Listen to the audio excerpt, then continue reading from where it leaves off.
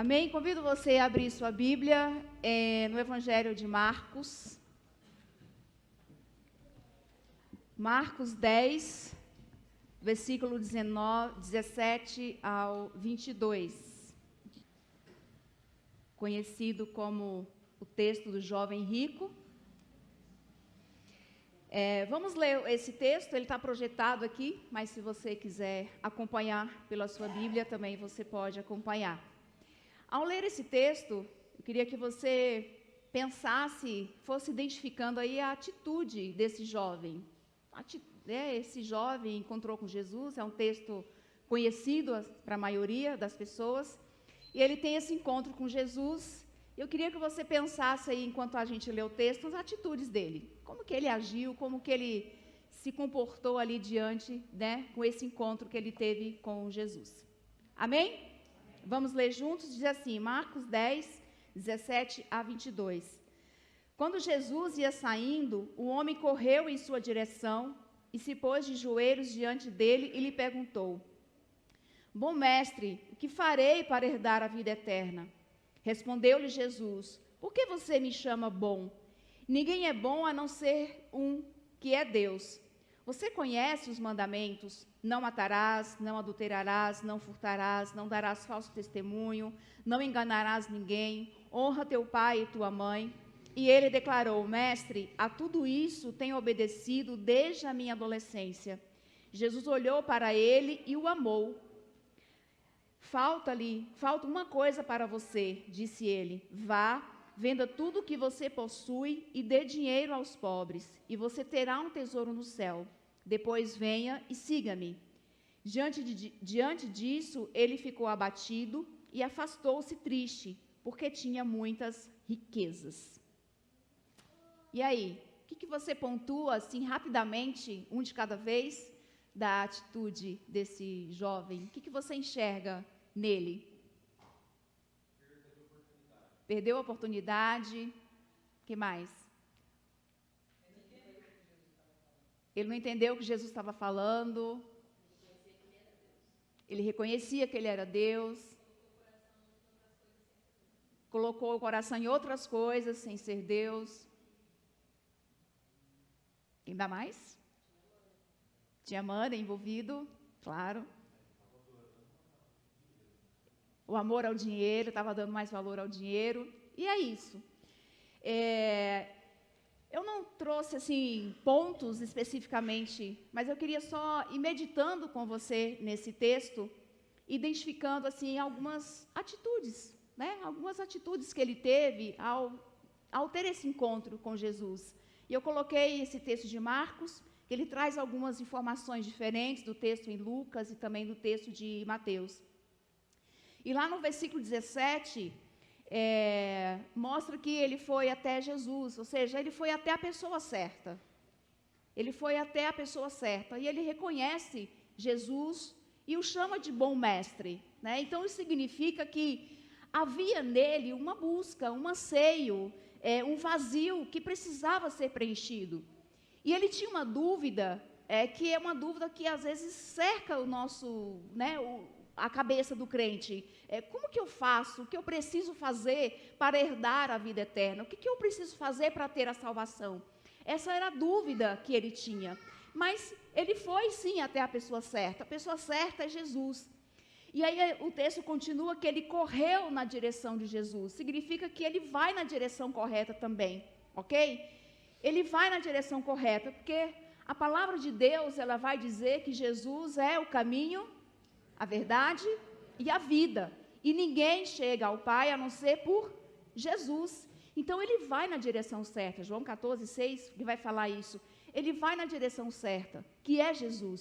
Jesus é a nossa direção. Jesus é o caminho a Deus. Jesus é a verdade.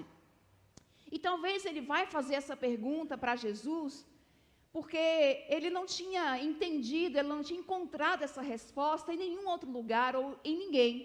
Provavelmente ele já tinha conversado e perguntado, feito essa mesma pergunta para outros mestres, mas nenhuma dessas perguntas satisfazeram, ele não se deu por satisfeito. E muitas vezes acontece, com muitas pessoas. As pessoas mudam de igreja, elas querem encontrar uma igreja em que elas se identificam. Às vezes a pessoa muda de religião, ela quer uma religião que faz sentido para ela. Mas o que o texto vai dizer é que, né, e a gente entende que igreja não salva ninguém, religião não salva ninguém, mas é Jesus. E se nós estamos procurando Jesus, nós estamos na direção certa, assim como ele estava na direção certa, ok? Então, existem algumas virtudes interessantes, comportamentos importantes que esse jovem teve, né? Então, ele vai à pessoa certa, ele vai na direção certa e ele tem uma atitude correta. O texto diz que ele foi até Jesus, correu na sua direção e se pôs de joelhos diante dele. Então, ele se coloca de joelho diante de Jesus. Então, isso pode representar, sim, uma humildade, um reconhecimento de que ele era alguém superior, que Jesus era superior a ele. E mostra também que esse jovem, ele era intenso naquilo que ele fazia. Ele era sincero na sua busca, ele queria realmente entender como satisfazer esses anseios. E veja que muitas pessoas parecidos com esse jovem, muitos mestres, muitos conhecedores da lei, obedientes da lei, não chega diante de Jesus com essa atitude, mas chega com Jesus com pegadinhas, chega afrontando Jesus, chega colocando uma armadilha para pegar Jesus em alguma questão. E quando eu falo isso, você pode se lembrar aí de alguns textos em que pessoas chegaram diante de Jesus com essa mesma intenção, não de colocar-se diante dele, mas de provocar uma situação em Jesus. Se vocês não estiverem ouvindo bem, vocês me falam, tá bom? Então, nós temos sim algo a aprender com esse jovem, com essa atitude correta que ele teve, porque muitas vezes a gente vai até Jesus, mas não com essa atitude.